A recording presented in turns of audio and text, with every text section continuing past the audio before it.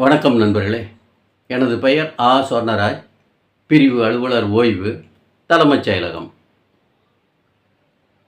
இன்றைய காலகட்டத்தை பொறுத்த வரைக்கும் நவீன டெக்னாலஜியினுடைய டெவலப்மெண்ட் அதனுடைய எல்லையை விரிவுபடுத்திக்கிட்டே போகுது.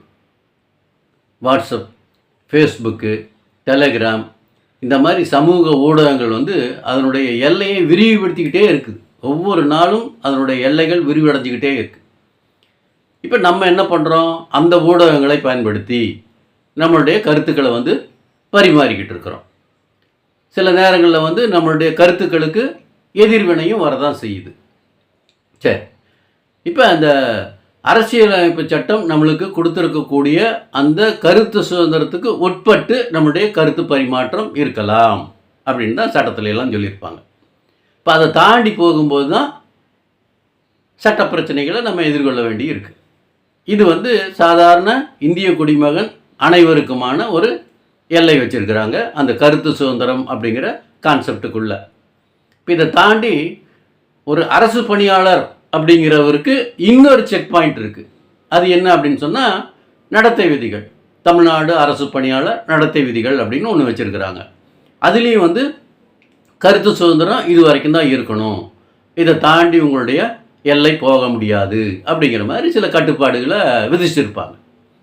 இப்போ அதை தாண்டி நம்ம போகிறோம் அப்படின்னு சொன்னால் அதன் மூலம் நம்மளுக்கு என்ன பிரச்சனை வரும் அப்படிங்கிறத அந்த வீடியோவில் ஒரு கேஸ் மூலமாக பார்க்கலாம். சரிங்களா? கருவூல கணக்குத்துறையில் ஒருத்தர் செலக்ஷன் கிரேடு அக்கௌண்டண்ட்டாக இருக்கிறார். அவர் சர்வீஸ் அசோசியேஷனில் பிரசிடெண்ட்டாகவும் இருக்கார். இப்போ 2002 அவர் ஒரு ப்ரெஸ் மீட்டில் ஒரு கருத்தை வெளியிடுறார், ஒரு செய்தியை சொல்கிறார். என்ன சொல்கிறாருன்னா, 2 கருவூல அலுவலகங்களை கவர்மெண்ட்டு க்ளோஸ் பண்ணுறாங்க, அதுக்கான நடவடிக்கை எடுத்துக்கிட்டு இருக்கிறாங்க அப்படின்னு ப்ரெஸ் மீட்டில் செய்தியாக சொல்கிறார். இப்போ என்னாச்சுன்னு சொன்னால் அவர் கவர்மெண்ட் பாலிசியை கிரிட்டிசைஸ் பண்ணிட்டாரு அப்படின்னு சொல்லி அவர் மேலே 17A சார்ஜஸ் ஃப்ரேம் பண்ணாங்க. அதுக்கு அவர் விளக்கம் கொடுக்குறார். நான் ஆஸ் எ கவர்மெண்ட் சர்வெண்ட்டாக அந்த செய்தியை சொல்லலை, ஒரு ஆஃபீஸ் பேரராக இருந்து தான் நான் ப்ரெஸ் மீட்டில் அந்த செய்தியை சொல்லியிருக்கிறேன். அதை செய்தியாக தான் நான் வெளிப்படுத்தியிருக்கிறேனே தவிர கவர்மெண்ட்டுடைய பாலிசியை நான் கிரிட்டிசைஸ் பண்ணி சொல்லலை அப்படின்னு அவருடைய விளக்கத்தில் சொல்கிறார். இருந்தாலும் நிர்வாகம் அதை ஒத்துக்கலை. அவருக்கு 2 வருஷம் இன்க்ரிமெண்ட்டை கட் பண்ணி பனிஷ்மெண்ட்டை கொடுக்குறாங்க. அதை எதிர்த்து அவர் அப்பீல் கொடுக்குறாரு. 2004 அவருடைய அப்பீலை ரிஜெக்ட் பண்ணிடுறாங்க. அதை எதிர்த்து அவர் ரிவ்யூ பெட்டிஷன் கொடுக்குறாரு. 2008 அவருடைய ரிவ்யூ பெட்டிஷனையும் ரிஜெக்ட் பண்ணிடுறாங்க. இப்போ அவர் கோர்ட்டுக்கு போகிறார். கோர்ட்டில் அவருடைய ப்ரேயரை பரிசீலனை பண்ணி பார்க்குறாங்க. கோர்ட்டு அவருக்கு சாதகமாக தீர்ப்பு சொல்கிறாங்க.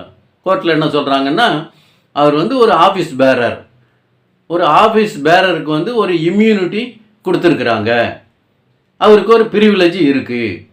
அதை பேஸ் பண்ணி தான் அவர் ப்ரெஸ் மீட்டில் அந்த செய்தியை சொல்லியிருக்கிறாரு. அவர் கவர்மெண்ட்டுடைய பாலிசியை கிரிட்டிசைஸ் பண்ணி எதுவும் சொல்லலைன்னு அவருடைய விளக்கத்துலேயும் சொல்லிட்டாரு. இருந்தாலும் அவருக்கு பனிஷ்மெண்ட்டை கொடுத்துருக்குறாங்க. அவர் சாதாரண கவர்மெண்ட் சர்வெண்ட்டாக இருந்து அந்த மாதிரியான செய்தியை சொல்லலை, ஆஃபீஸ் பேரராக தான் அவர் சொல்லியிருக்கிறாரு.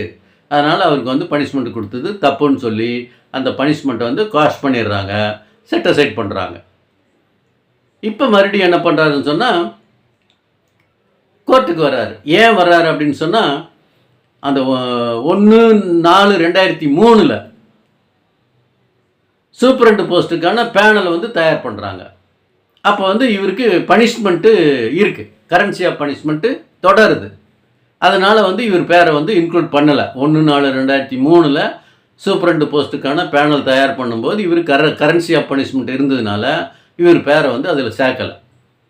இப்போ அந்த பனிஷ்மெண்ட்டு சம்மந்தமாக இவர் அப்பீல் கொடுக்குறாரு, ரிவ்யூ பெட்டிஷன்லாம் கொடுக்குறதுனால 2008 வரைக்கும் அது தொடருது. இவர் கோர்ட்டுக்கு அந்த பனிஷ்மெண்ட்டை காஷ் பண்ணதுக்கப்புறம் இவருக்கு அடுத்த பேனலில் இவர் பேரை சேர்க்குறாங்க. இப்போ 5 வருஷம் முடிஞ்சு போனதுனால 1/4/2007 பேனலில் இவர் பேரை சேர்த்து சூப்பரண்டாக ப்ரமோஷன் கொடுத்துட்றாங்க. இதுக்கிடையில் இவர் அந்த பனிஷ்மெண்ட்டை காஷ் பண்ணி கோர்ட்டில் ஆர்டர் வாங்கினதுனால 1/4/2003 என்னோட பேரை வந்து சேர்க்கணும் அப்படின்னு சொல்லி மனு கொடுத்து பார்க்குறாங்க. அது ஒர்க் அவுட் ஆகலை. அதனால் மறுபடியும் வந்து ஒரு கேஸு போடுறார். இந்த மாதிரி 1/4/2003 பேனல்லையே என் பேரை சேர்க்கணும். ஏன்னா எனக்கு கொடுத்த பனிஷ்மெண்ட்டை வந்து காஸ்ட் பண்ணி கோர்ட் ஆர்டர் போட்டதுனால 1/4/2003 பேனல்லையே சேர்க்கணும் அப்படின்னு சொல்லி கோர்ட்டில் கேஸ் போடுறார். இப்போ அதை பார்த்துட்டு கோர்ட்டு வந்து அவருக்கு சாதகமான தீர்ப்பை கொடுக்குறாங்க. எப்போ கொடுக்குறாங்க? 2024 நவம்பரில் தான் அதுக்கான ஜட்ஜ்மெண்ட்டை அவர் வாங்குறார். இப்போ என்ன பண்ணுவாங்க? 1/4/2003 அவர் பேரை வந்து அந்த பேனலில் சேர்ப்பாங்க.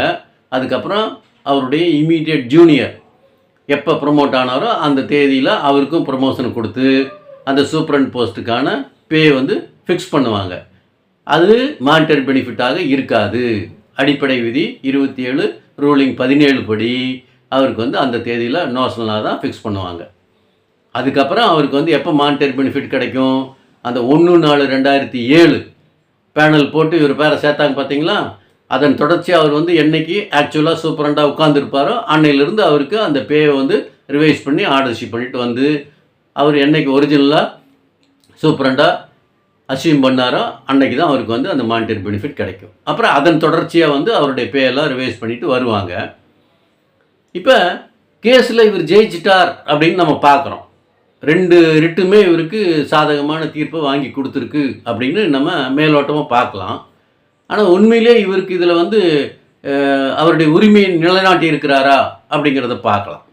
உரிமையை வந்து நிலைநாட்டி இருக்கிறார், அதில் எந்த மாற்று கருத்தும் இல்லை. ஆனால் இவருக்கான மானிட்டரி லாஸ் அப்படிங்கிறது 1 லட்சம் ரூபாய்க்கு பக்கம் ஆயிருக்கு. எப்படின்னு பார்த்தோம்னா அந்த 1/4/2003 பேனலில் இவர் பேரை சேர்க்கலை, 1/4/2007 பேனலில் தான் சேர்க்குறாங்க. அப்போ 4 வருஷம் இவருக்கு வந்து அந்த சூப்பரண்ட் போஸ்ட்டுக்கான பே ஃபிக்சேஷன் வந்து நோஷனலாக தான் இருக்கும். இப்போ மாதத்துக்கு 1000 ரூபாய் இவருக்கு லாஸ் அப்படின்னு போட்டாலும் 4 வருஷத்துக்கு 48,000 ரூபாய் இவருக்கு லாஸ். ஒன்று. அடுத்தது இந்த 2 ரிட் பெட்டிஷனும் போட்டு இந்த கேஸை வந்து நடத்துறதுக்கு அவர் குறைஞ்சபட்சம் 50,000 ரூபா செலவு பண்ணியிருப்பார். அப்போ சுமார் அவர் வந்து 1 லட்சம் ரூபாய் செலவு பண்ணி தான் அவருக்கு சாதகமான தீர்ப்பை வாங்கியிருக்கிறார்.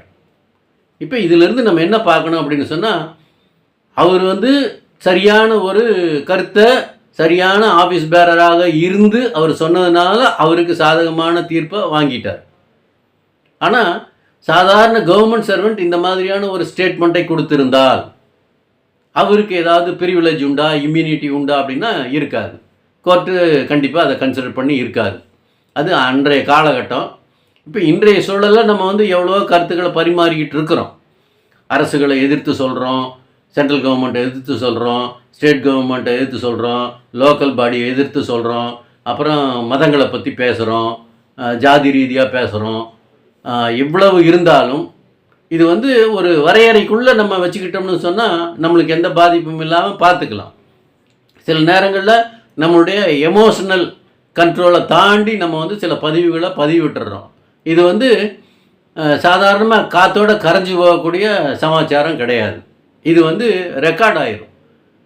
5 வருஷம் கழித்து கூட நம்மளுடைய பதிவை யாராவது எடுத்துட்டு இது வந்து இந்த விஷயத்துக்கு எதிர்வினையாக இருக்குது, இவர் மேல் நடவடிக்கை எடுக்கணும் அப்படின்னு சொல்லி யாராவது கொடுத்துட்டாங்க அப்படின்னு சொன்னால், அதன் மூலமாக ஒரு ஃபைல் கிரியேட் ஆயிடுச்சு அப்படின்னு சொன்னால் அதிலிருந்து நம்ம வெளியே வர்றதுக்கு நிறைய சிரமப்பட வேண்டியிருக்கும். இதை மனசில் வச்சுக்கிட்டு நம்ம வந்து நம்மளுடைய ஒவ்வொரு பதிவுகளும் அது சமூக ஊடகங்களில் நம்ம பதிவு பண்ணும்போது கொஞ்சம் ஜாக்கிரதையாக அதை பார்த்துக்கணும் அப்படிங்கிறது தான் இந்த வீடியோவிலேருந்து நம்ம தெரிஞ்சுக்க வேண்டியிருக்கு. சரிங்களா? நன்றி, வணக்கம்.